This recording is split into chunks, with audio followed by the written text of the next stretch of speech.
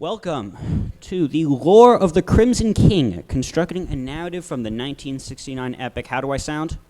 Sound? Excellent. So this is my first time ever doing something like this. Well, I'll tell the backstory of how I came up with this panel later. For now, let's just get started. So, that wasn't supposed to. Anyway, so, how many of you have already heard this song? Okay, okay, of those who haven't, how many of you at least know about King Crimson? How many of you know about King Crimson from something other than JoJo? Okay, a few of you still. All right, so I'll, most of you have heard it, but I'll explain it for those who haven't. So in 1969, King Crimson released their debut album, In the Court of the Crimson King. There's an in there, it's different. And it basically defined the progressive rock genre. It's most notable for its opening track, 21st Century Schizoid Man, as well as its third track, Epitaph. But this one is, I think, but the final track, The Court of the Crimson King, no in, I think stands out from the rest of them. So the lyricist of King Crimson at the time, and I say at the time because the band went through like 50 different iterations, and only one person, and only one person from the original lineup actually stayed throughout it. So he created this sort of evocative and mysterious procession of events, combined with a haunting mellotron and harpsichord soundtrack by Ian MacDonald, and the other members, Robert Fripp on the guitar, Greg Lake on the vocals, and Michael Giles on the drums. You'll hear all of them, and how beautiful it sounds. Again, I'm glad I get to be I'm glad I get to be responsible for the first time some of you are listening to it. Tiny bit of trivia: it's my favorite song ever. Second place is "Dogs" by Pink Floyd, but this one just overtook it. It's just anyway. So. First part. So part one of this, there's going to be 3 parts, 4 parts if I count the you guys participating. But the 3 parts from my side of the presentation. The first part, we're going to listen to the song. I'll play it in its entirety, save for the 30 seconds of noise at the end. Lyrics are going to appear on screen as the song plays them. For instrumental breaks, because you don't have to keep staring at the lyrics for the same minute, I've put up some questions, right? Questions that I had when listening to it, and questions that thinking about it, I thought maybe you could ponder. So, if for whatever reason you cannot see the screen, I don't know, wasn't expecting a massive attendance for this, but just in case, I put a big QR code up there. But doesn't look like any of you guys have issues with that, so no problem. All right, so let's start the song. Also, I just want to say how weird Robert Fripp looks on the right there. I mean, I'm no looker either, but like you are like you look like a cave troll. Anyway, I think he cleaned up later in life though. Yeah, he kind of got like the more like professional look. Anyway.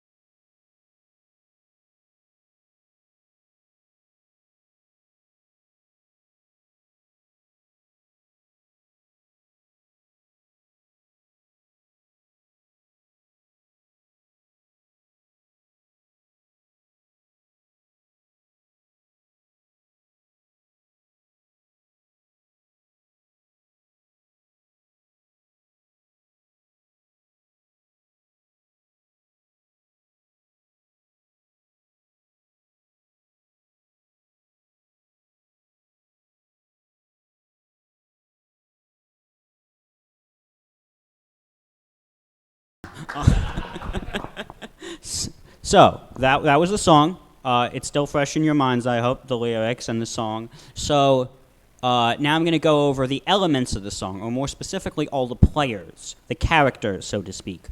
Well, really, it's the reverse. It's the characters that are the players, so to speak.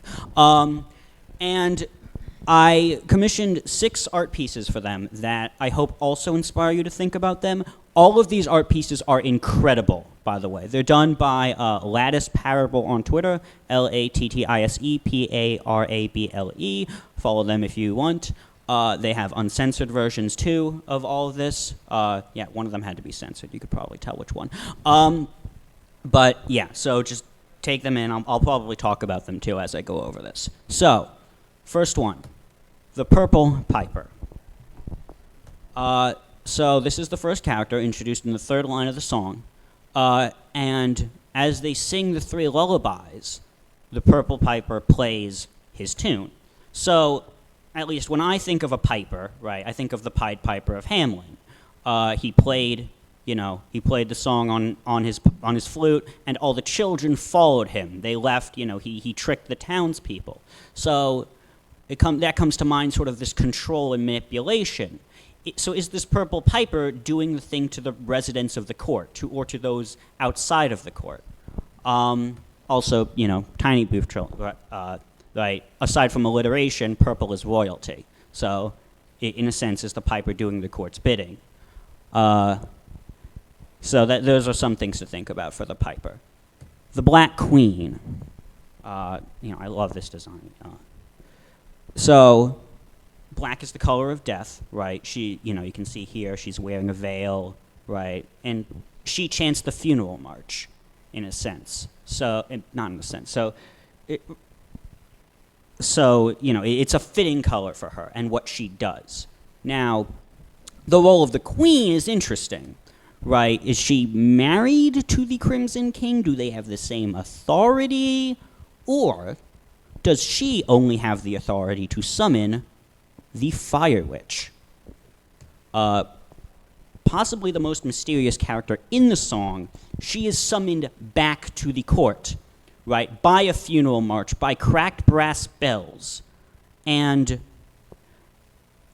what exactly the summoning of her means is as important as a question of why she left in the first place, right? She is summoned back. So why did the court get rid of her? Did they not want her there? Did she make them look bad?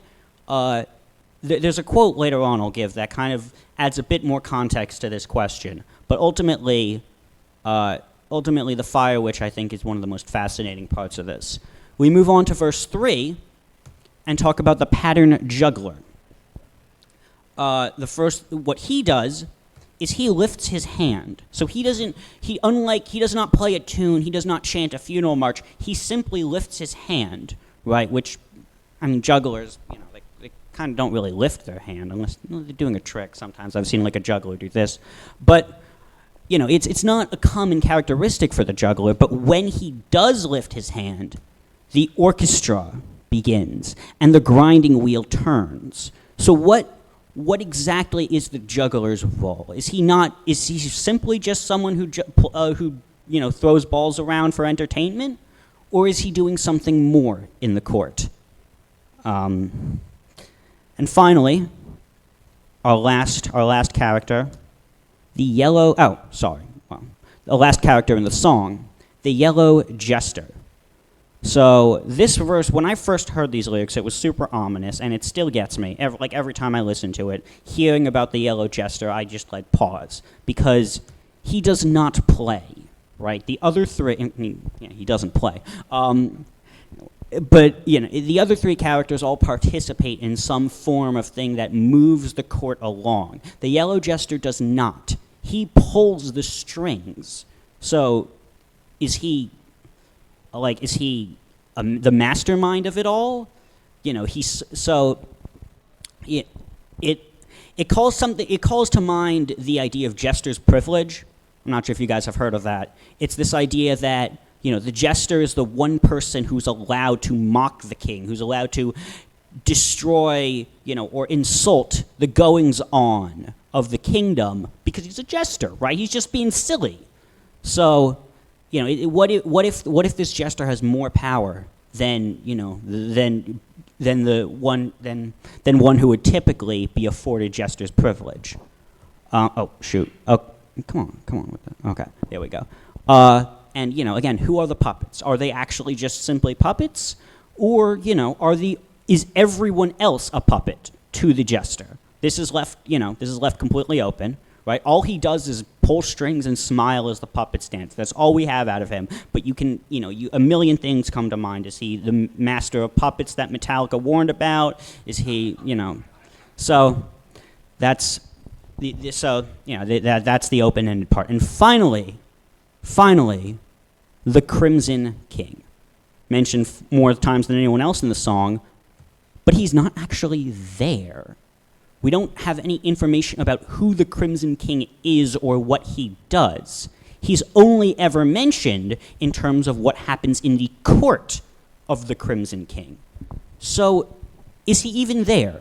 One thing I really liked about this art, and it was made almost entirely without any of my input. This guy, Lex, he just listened to the song and he researched a bit of it, and he just gave these incredible interpretations in the form of these pictures. But yeah, so the picture itself is super abstract. You have kind of this semblance of teeth, of a nose, of ears and eyes, but there's no person there. And I think that, again, by pure coincidence, or perhaps by a shared understanding of the lyrics, this kind of calls to mind my issue with the Crimson King's character, is that he doesn't exist. So, and keep that in mind, because I'm kind of going to touch on it in the next part of the presentation. So there's a few other characters too, minor ones. Couldn't get their own arc, but they are important nonetheless. So first we have the protagonist, I. They appear as many times as the Crimson King. We don't know anything about them. They seem to exist outside of the court. They react to events. They walk a road, for instance. They wait outside the door. They chase the wind of a prism ship. What is a prism ship? They run to grasp divining signs. They don't do things like the members of the court do. So, but they're also not a neutral observer. They have goals. They have motivations. They have insufficient schemes.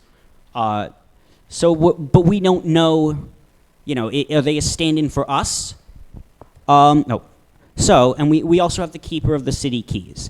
This is not as metaphorical. I feel like when you listen to the song, you can almost immediately see, an authoritative police officer, someone who stops people from dreams, the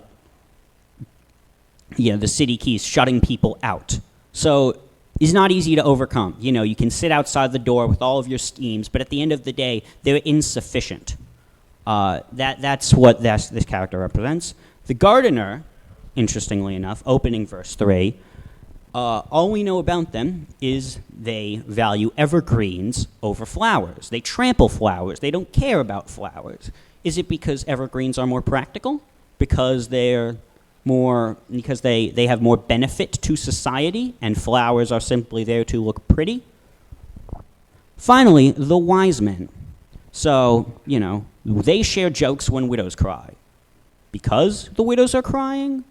Or, in spite of them, do they not care about the widows? They seem to perpetuate hoaxes that require divining signs to achieve. And I don't know about you, but when I think about when there's lyrics about wise men and hoaxes, right, it kind of sounds a bit like a religious sort of thing, right? A certain birth, so to speak, that was attended by wise men. I don't know if Sinfield intended that. I'm not going in this, assuming, this is religious commentary. I'm not going to say that, but it's certainly what I thought. And they don't know how it feels to be thick as a brick, by the way. Jethro Tull talked about that for 45 minutes. Highly recommend, by the way, one of my favorite albums. Okay, so those are our characters. All set. And finally, part 3, interpretation. By the way, trigger warning, I'm going to talk about some historical atrocities that happened here. I'm not joking about them or making light of them, but they do factor into my interpretation, and I would be remiss if I didn't just excluded that because it's too tough of a topic. I had to get the panels guys to change my panel from all ages because of that. Thank you guys, you did that quickly. So, I'm going to open up this part of the presentation with a quote from Peter Sinfield himself. This was in a letter written in 1971, shortly before he and Fripp parted ways. Crimson King is about oppressors and manipulators. It also describes the various states of mind I was in when thinking about them. The characters I purposefully left open. Therefore, the yellow jester is a manipulator I see, and perhaps others that you see. As I remember, the Fire Witch was an arms dealer I had read about, and the rest of the song is all compiled like that. So, think back to the Fire Witch, right? I said, they kicked her out of the court, right? Perhaps because they didn't want to be associated with an arms dealer, and yet they have to call her back. So I thought, when I read that, I thought that matches up with, what I thought about it.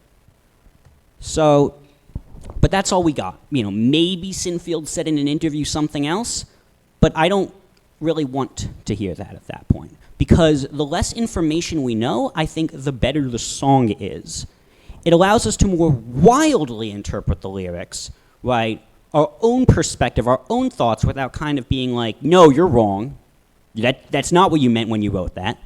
I think the best example of this I found is a website made in like the late 90s. You can talk they're talking about how they were interpreted from Usenet.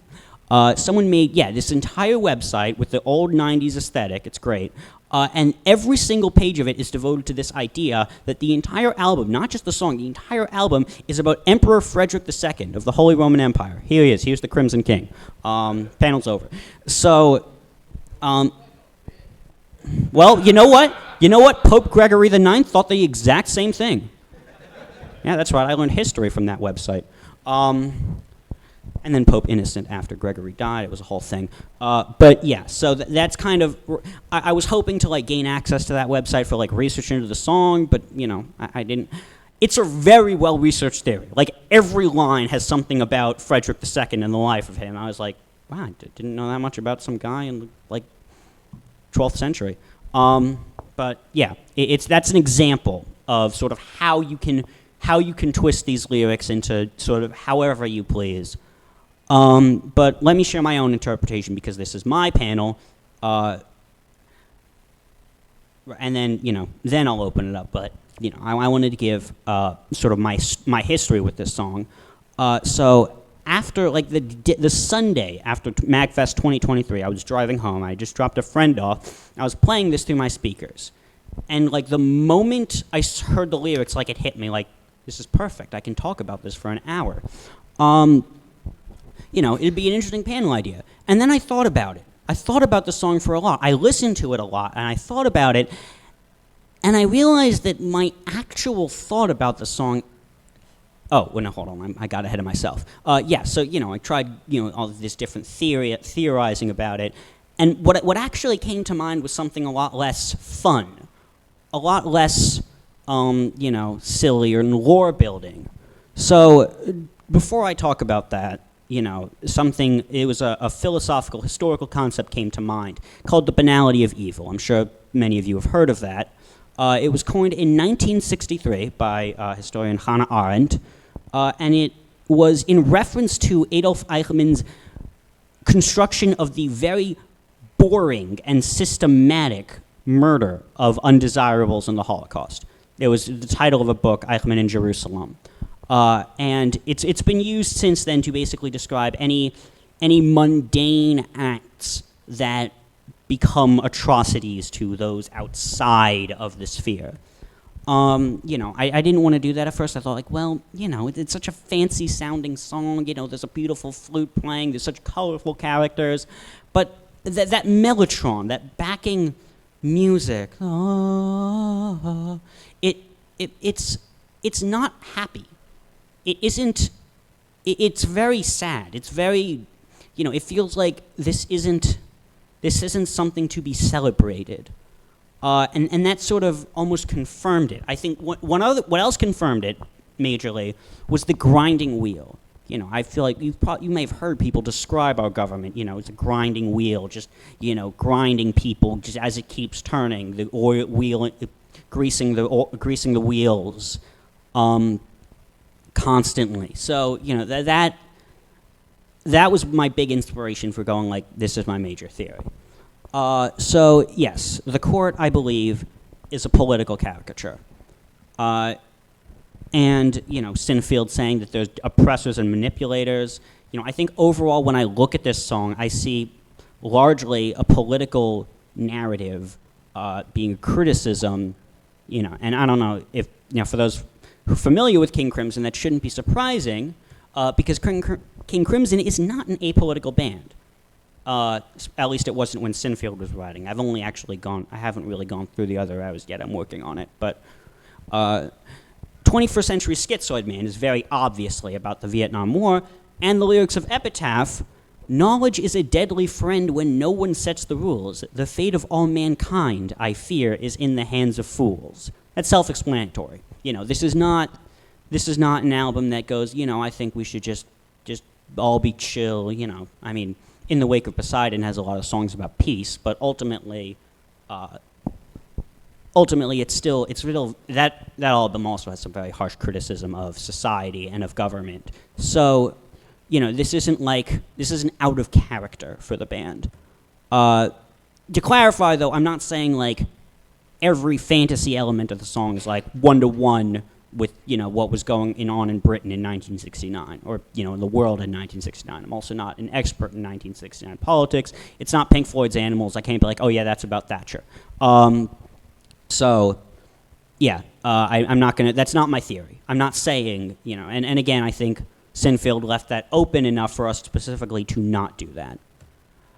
But my interpretation has a problem. Some of you might have noticed it. The issue with it is also my favorite thing about it, though, because this does not in any way account for every lyric. Really, most of it, actually. The overall mystical tone of the song itself isn't really accounted for by this. You know, political satire is, you know, a staple of pretty much all genres of music in some way, rock, folk, rap. But that doesn't explain why it's so mysterious. And I like that because I don't think there is a theory that can account for every single aspect of this song, really of any art, but especially I think for me, this song, there's so many different ways you could look at it that you're not going to come up with anything that will be able to satisfy every single word, every single note played, and explain it easily in a single theory. And to tell you the truth, if there is a theory like that, I don't want to hear it. I don't want to, because ever since I first heard this song, it's been playing in my mind constantly, and I think it's going to keep playing until, you know, until the day I die, right? I'm always want to think about this song. I always want to find a new way to look at it. And that, I don't think that's ever going to change. So, before I open it up to you guys and hear what you guys have to say, I just want to say, Peter Sinfield, man, the guy's a genius. He's an inspiration, and I don't think he'll ever really know how impactful and immortal his words are going to be throughout time. As long as we can still listen to lyrics, right, I think he's going to be an inspiration, and he's going to be an influence, and he's going to affect people's lives long after he dies. That was not as long as I wished it was. We still have 28 minutes. Oops. Yeah. Well, I have a few things to fill it with. Like, I have a discussion about what a prism ship is. But first, I'd like to hear what you guys think. I'd like to hear if my questions have inspired you, or if you came into this with an idea. I want to hear it. So I'll open it up to you guys now. And let's go. All right. I believe the whole room should be able to hear you, but If not, all right. Yes. Your last comment about the interpretation and the meaning behind it, that's one of the things that I've always loved about prog rock, is that it was a turn from the bubblegum pop Right. that spoon-fed you Yeah. what you should think and feel. Mm-hmm. And that it was more, especially the art rock side of Yeah. it, was more about letting you think and make it up and imagine it. It's the equivalent of impressionistic art. Yes. And right. It's and then it's fitting that such an expression, that in such a painting, is the face, right, of that song, of that album. The 21st century, the face, the man screaming. I should have put it in the slideshow, but I'm sure you've seen it. Also, just a quick addition though, there was also kind of in between the form of psychedelic rock that also questioned, but but at the same time, I think what differentiates prog rock too, and again, you probably know more about this than I do, is the sort of idea. There's no like drugs. There's no like expand your mind type of lyrics. I think, and I do like psychedelic rock. The later Beatles stuff, early Pink Floyd, Jefferson Airplane, all that. I'm not an expert in it as much as.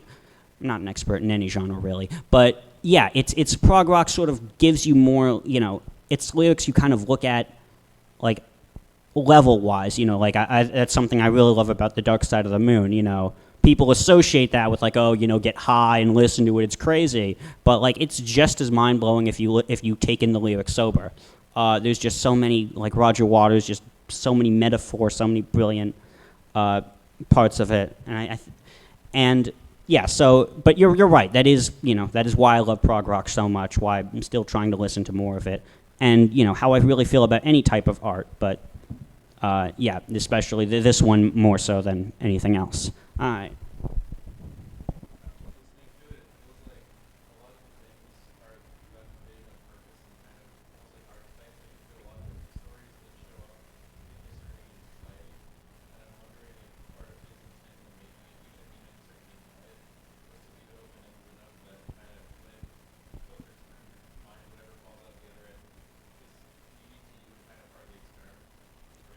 Did everyone hear that?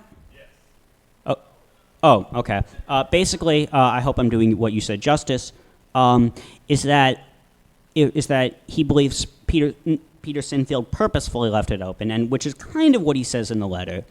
Specifically for the goal of having the listener associate it with their own experiences, their own ideas. That's about it, right? And archetypes throughout history, right? And yeah, I think that's largely true. I think he's enough of a genius to to know that could happen, and to write, knowing, to write sort of knowing that this will sadly always be relevant, right? People will always see manipulators and abusers and think, yeah, there's one of those running the country right now. Not like, I don't mean like right now. I don't mean like in this I mean just in general. I'm not making any political statement. Yeah, I'm not. This isn't the place to do that. It's not the place to do that. But yes, I think I do think that he had that in mind, and and it goes in contrast in some ways with 21st century Schizoid Man, which which actually aged really well in a lot of ways. But at the same time, that is very firmly rooted in the politics of the Vietnam War.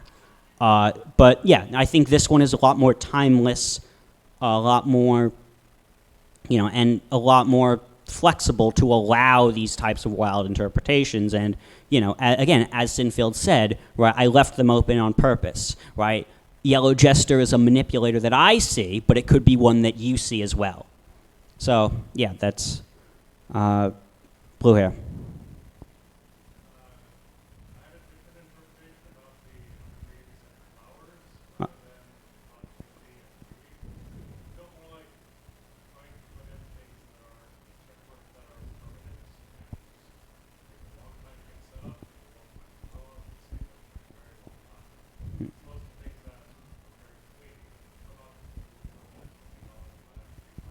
Right.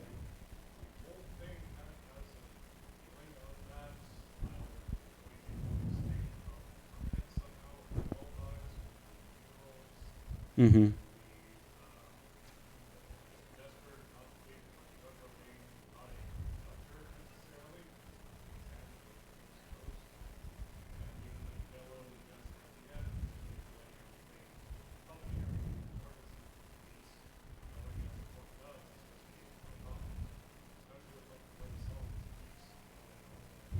Just constant, yeah.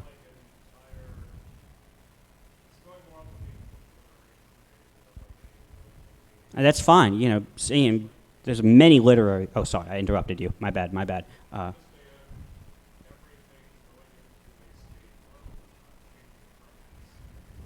That's I'll have to think about that. Yeah. So again, for those who didn't hear, you know, the line about the garden. Oh, I will. I think you have a comment about this. Okay, so I will get to you, but just briefly, a summary.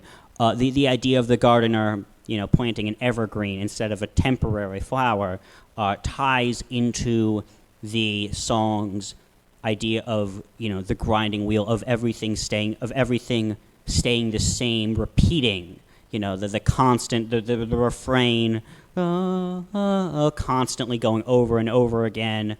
Uh, you know, I'm sorry. I feel like am I set?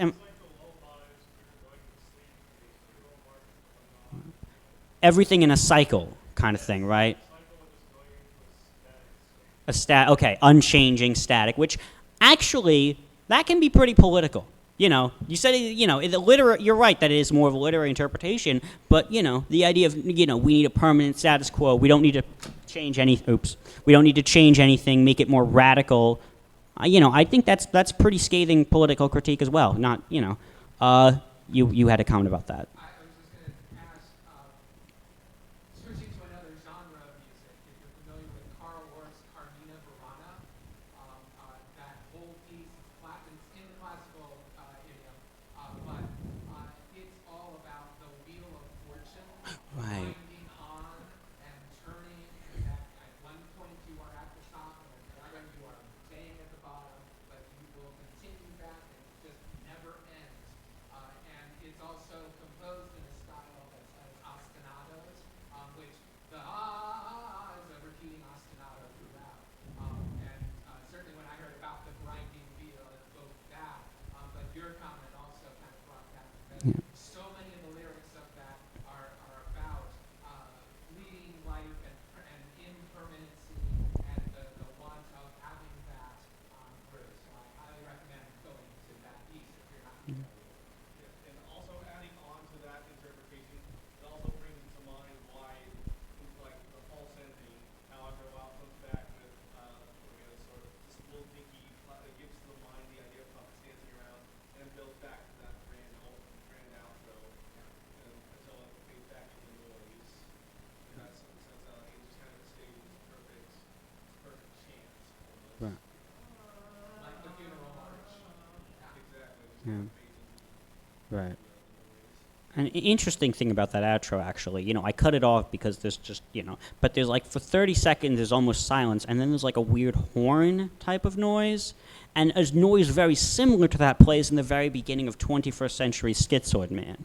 So, even like 10 years before, The Wall said, "Isn't this where we came in?" It kind of did this, the ending is the same as the beginning kind of thing, and, I bet that probably ties into it the same way. All right. I appreciate that. I really needed to hear that. One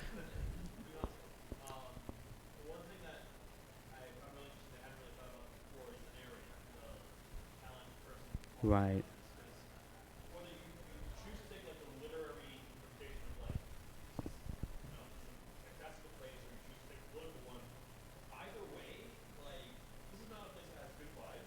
Absolutely not. It's Rancid. Rancid vibes. if you read it metaphorically, it's this awful political system, it's metaphor for oppressors. And what that, and one thing that's quite interesting about that is that the narrator seems to want to enter into this. Right.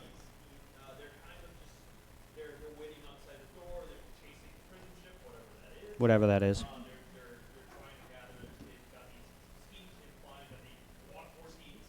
Yeah. And then one thing that I just kind of thought about that's very interesting about this, number one, that this narrator is also part of this team, Mm-hmm. implying that there's someone that wants to become forward. And then I'm thinking, well, there's only two like parts where the chorus plays, where there's no vocals over it.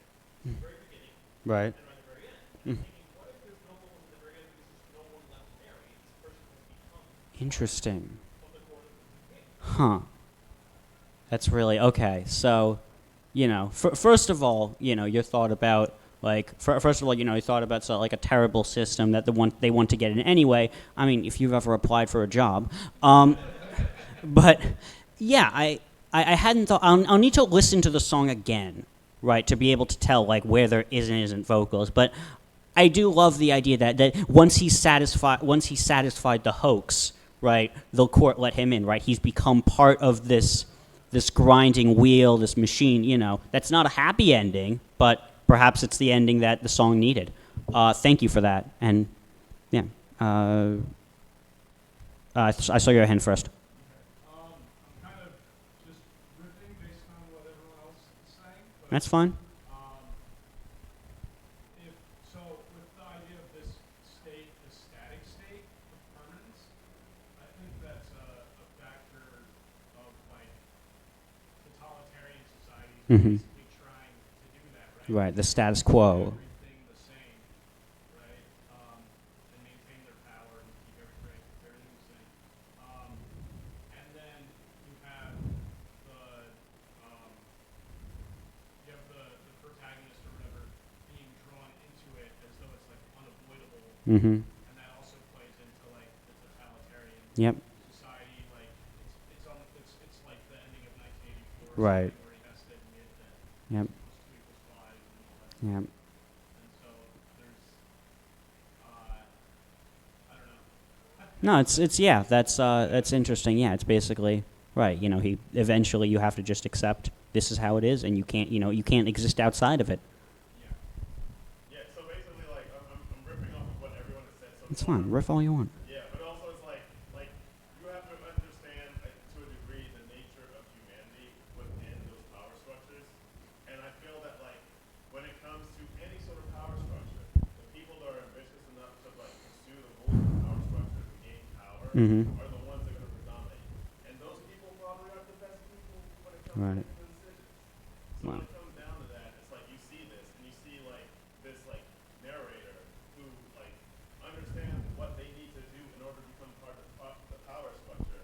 They're willing to do what it takes to get to that point. Mhm. But also we need to reference that based off of what we see in reality. Those people that we see that are willing to like sacrifice aspects of their personality and Right. humanity to like gain that power. Because no matter what sort of political system you're in, you're going to find people that want to exploit that system to get power. Mhm. So whether that's capitalism or communism or anything in between, you find that the people that are able to exploit that are the people that can come to power, and then it eventually ends up with whatever they want to have happen is what happens. And that's not to the benefit of the people in general. Uh, That's always the way it ends up. uh, So it's like, how do you Mr. mitigate that aspect Mhm. of having human ambition as being a thing that you might want to exploit versus like humanity in general where we want to benefit? And that's the dichotomy I've always seen in politics. Mhm. Because for me, it's like, you see this ambitious person that's going to screw you over, but the reason why you're going to vote for them is because you feel that they're the best choice that you have. And they manipulate the system for that to be the case. I have a question. Have you ever heard "Animals" by Pink Floyd? Oh, yeah. Okay, so again, basically like what you said, the album does not. It opens with "Pigs on the Wing," but of the three songs, right? It doesn't open with the criticism of those in power. Of the people at the top. It opens with the criticism of the dogs, right? The people who stab each other in the back because they want to be like the pigs. But see, that's the thing. That goes back to Animal Farm. Right. Well, the album is obviously inspired by Animal Farm. It was Roger Waters reading Animal Farm and being like, I want to make this about how much I hate the government. It's incredible, but yeah. So Right, that's the same thing. I agree, and I think Sinfield had the exact same view. And yet it's all the bars in the court Yes. that power over everybody. Yeah. Because the piper, the thought that came to my mind of the piper, it goes back Queen Elizabeth's funeral.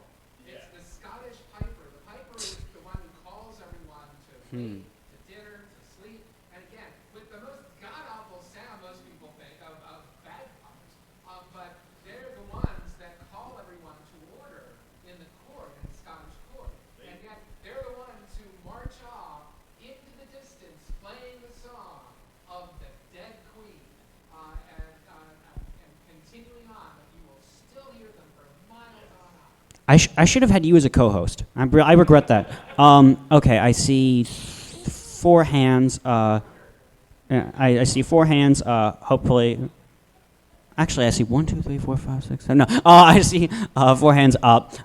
We have about 10 minutes, so hopefully we'll get to all of them. You. Look, I have to address the fucking, elephant in the room. Elizabeth didn't die until 40 years after this song came out. So that was definitely not. Well, see, here's the thing, though. The Purple Piper evoked that thought and image, because I also just watched the last season of The Crown. Oh, okay. So it evokes that, because the Piper plays a role in a Scottish court. Just like, again, all the other bards that are named out, because every bard, your juggler, who are they? The juggler, the jester, all of them are your bardic characters, and they're the only ones in the court who usually, again, has the privilege to be able to call out the truth to power. And just like the songwriter can. That's an interesting take, because at this point, it was pretty new that Scottish defense was right? That was maybe 150 years old. So, I have to ask, what was the king in comparison to equally before? What was going on at the time? All right. That's a good question. So, briefly, because we have 10 minutes left. So very briefly, so I would say in the Court of the Crimson King is more after the 60s, after the Vietnam War, after this sort of there was this idea that after World War II, after the Nazis fell, there'd be prosperity, and for a lot of people, the 60s kind of shattered that. You had, folk rock going, protesting against the Vietnam War, psychedelic rock and that whole thing. But largely it failed. I mean, the U.S. didn't necessarily win in Vietnam, but we killed millions, right? And horrible atrocities occurred, right? And I think that frustration is a lot of what fuels it. I think for the Wall, I'd say part of that goes into the Wall. That's a lot more about Roger Waters' childhood and how his illusion was shattered, right? Which happened in the 60s, but also was part of the big conservative turn in the late 70s with Thatcher taking power, with the Falklands being invaded, which was the biggest inspiration for the final cut, the album afterwards. So I think that's the key. I think in a lot of ways it's the same. It's this sort of the shattering of the idea that we killed evil after World War II, and that now we the good guys are going to do good things. I hope that answers your question. Sorry. All right. I guess we kind of just looked at this as the British monarchy. You really just look at the Crimson King is very absent in the song. Right. Which kind of reasons that it's whether or not we really need the monarchy. Mm-hmm. The actual power is in these other figures. Right. Right. Don't necessarily get all the attention. Mm-hmm. Whereas the monarchy, everyone focuses on that. But Right. they don't actually do it. Yeah, I actually cannot believe I did not connect those dots. But that's right. It's the court of the Crimson King, right? It's just like, King Charles is the king of Britain. He doesn't make any policy decisions. He doesn't, decide what affect people. So, you know what? Thank you for bringing that up, because that is very likely, I think, when or at least according to this interpretation. To me, there's always been a hidden character. Kind of the reason was the song itself, the least permitted concept of change. That's prog rock. Right, but in terms of outside of the context of music it came from, if you look at it from the standpoint of where everything comes from, every time there is an introduction of a character, every time there is an introduction of a concept, you see that character taken out of the picture completely by whoever this is changing the narrative of the story. So it always felt like there was an unnamed character there guiding everything. Interesting. People, as they felt, they were coming as a threat to the court itself. Huh. Interesting. So, perhaps that character is the status quo, is the grinding wheel, right? That's, this idea, it's an unseen force, perhaps created by people, but ultimately, all the people could be replaced and it would still keep going. So I like that interpretation. Thank you. Yeah, you, and then I think we're done.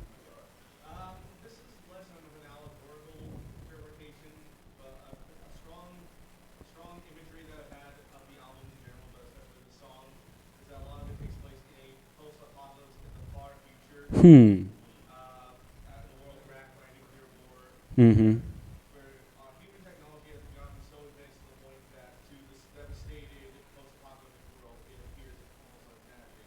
And that's what drives a lot of the more Interesting. imagery Interesting. of the album.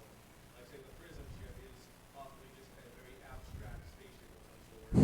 That, like, and even the prison moons themselves could themselves be structures of Interesting. which means we're in some sort of asylum or prison or a long lost civil Right, right. that this new world is built on top of. Huh. And the wise men could be people with knowledge of the old world. Right. That and their joke is an actual joke about just the state of how the world and everything is.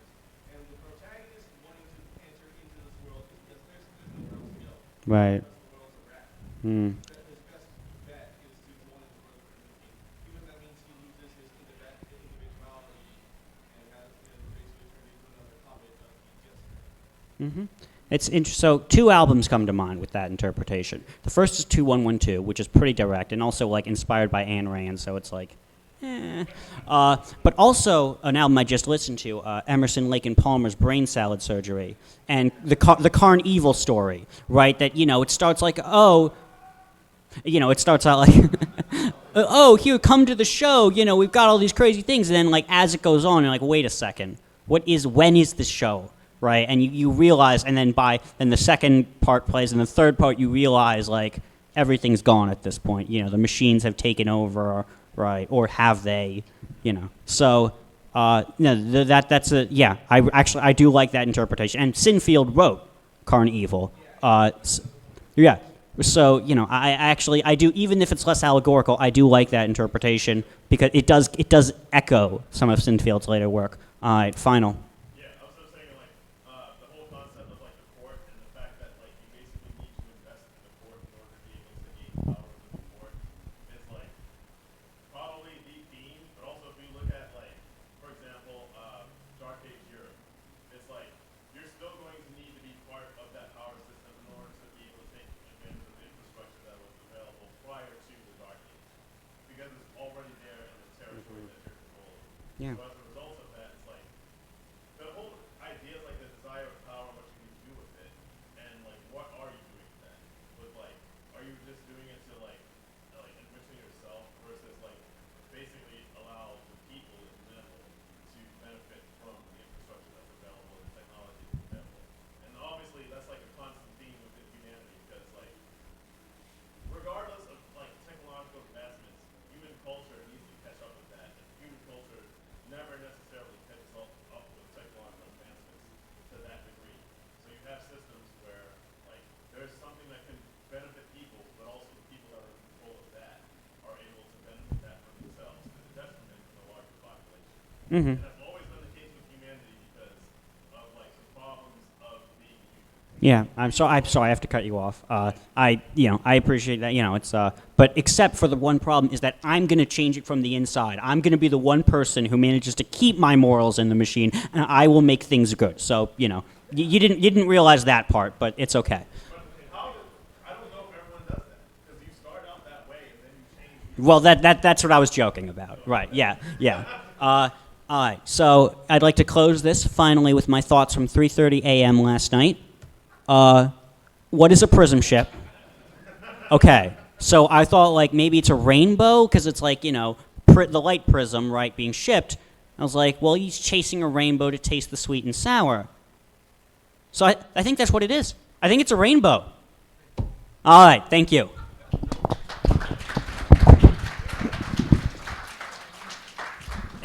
Thank you. I actually want to end this. Hi, my name is Christian. I work in panels.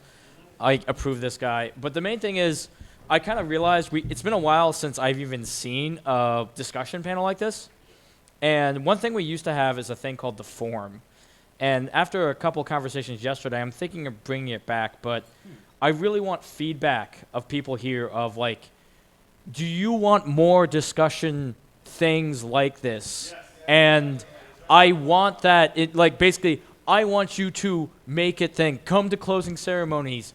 Go to our panel ops. We have a suggestion box. Put that we want more of this. So we can tell this to our, developers or div heads and say, hey, we have interest in this kind of things and more of that. So I can probably bring that space that's more dedicated to it.